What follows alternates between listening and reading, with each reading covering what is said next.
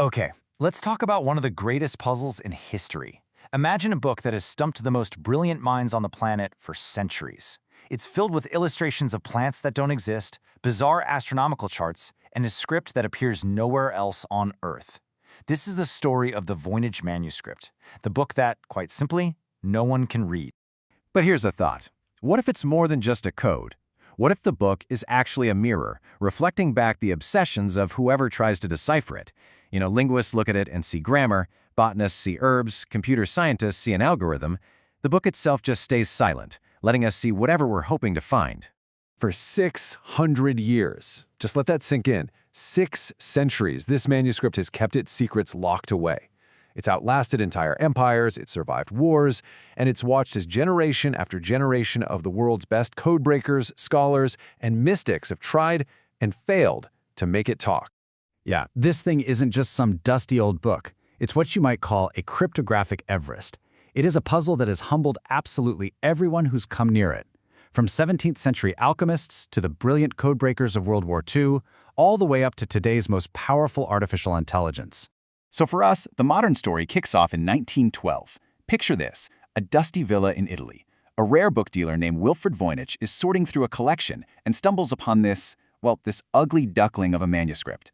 It had no gold leaf, no fancy binding, just page after page of strange drawings and text. But he knew, in that instant, that he'd found something special.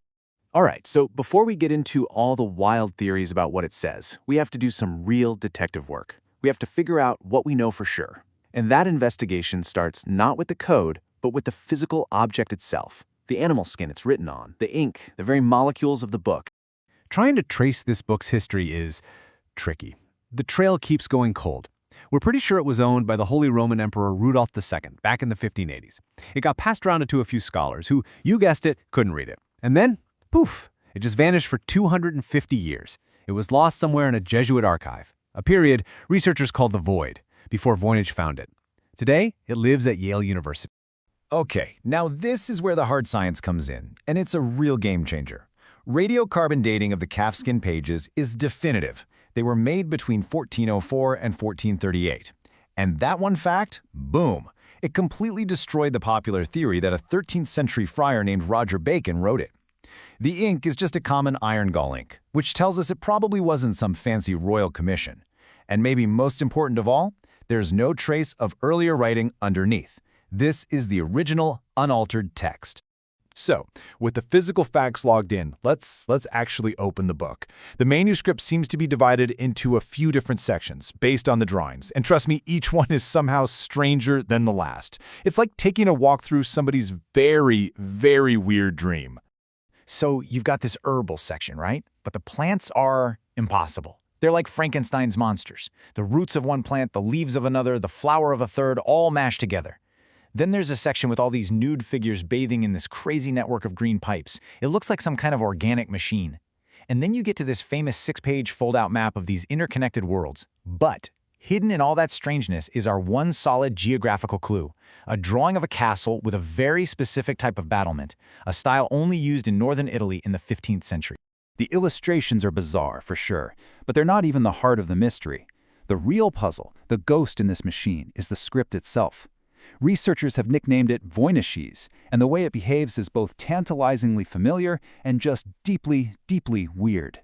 Now, to really understand the problem here, we need to talk about something called Zipf's law. It sounds complicated, but the idea is simple. In every single human language, doesn't matter if it's English, Swahili, or Japanese, the words you use follow a predictable pattern. Your most common word shows up about twice as often as the second most common, and so on. It's like a universal fingerprint for language. And this brings us to the great paradox of the Voynich Manuscript. On the one hand, Voynichese follows Zipf's law perfectly. I mean, perfectly. That tells us it isn't just random scribbles, it has real structure. But, and this is a huge but, its entropy is bizarrely low. Entropy is just a measure of unpredictability. And in Voynichese, words and phrases repeat way more often than they do in any known human language. So, it's structured like a language, but it's repetitive like some kind of code. This chart right here really drives the point home. Look, the entropy for a real language like English is way up here. It's creative, it's unpredictable. Random gibberish would be all over the place. But look at Voynichese. It's way down at the bottom. It is just too predictable, too rigid. So how can a text be both structured and unnaturally repetitive at the same time? That question, that contradiction, is what's fueled this whole debate for 100 years. So you can probably imagine, this central paradox has led to just countless attempts to solve the puzzle. It seems like every generation brings its own new tools and new theories to the fight, from simple paper and pencil ciphers all the way to complex AI. The early attempts using simple substitution ciphers went absolutely nowhere. Then they brought in the big guns, the WW2 codebreakers who cracked the Japanese purple code. Even they basically threw up their hands, concluding it was probably an artificial language, but they couldn't get any further. Some people thought, okay, it's an elaborate hoax, maybe made with something called a Cardan grill. The problem? That device wasn't invented until a century after the book was made. Even our modern AI can only get a translation if it makes these huge, wild assumptions, like that every word is just an anagram. After so many failures, a really interesting new idea started to pop up. What if everyone has been asking the wrong question this whole time? What if the book isn't a language meant to be read, but something else entirely? One of the most compelling modern theories is that the text isn't a language at all, but a form of data compression. Think of it like a 15th century zip file. Imagine a scribe writing herb and root of herb. To save time and expensive vellum, instead of writing herb again, they just use a special symbol that means repeat the first word. Do that over and over, and what do you get? A text that still follows the word patterns of the original language, so it obeys Zipf's law, but it also becomes highly repetitive and predictable. In other words, low entropy. This one idea perfectly explains the central paradox. I love how one researcher, Jeba Tekmeladze, put it. He said, they didn't just write a book, they built a hard drive out of calfskin. It's an incredible thought. This theory reframes the entire manuscript not as a mystical text, but as a piece of information technology, created 500 years before the concept of information theory was even invented. So, will we ever be able to read it? Maybe. But, maybe that's not really the point. We live in an age where we can get an instant answer to almost any question, and yet the Voynich Manuscript remains stubbornly, beautifully silent. It's a monument to the things we still don't know, forcing us to keep pushing the limits of what we think is possible. What if its true purpose was never to be read, but to be chased, forever?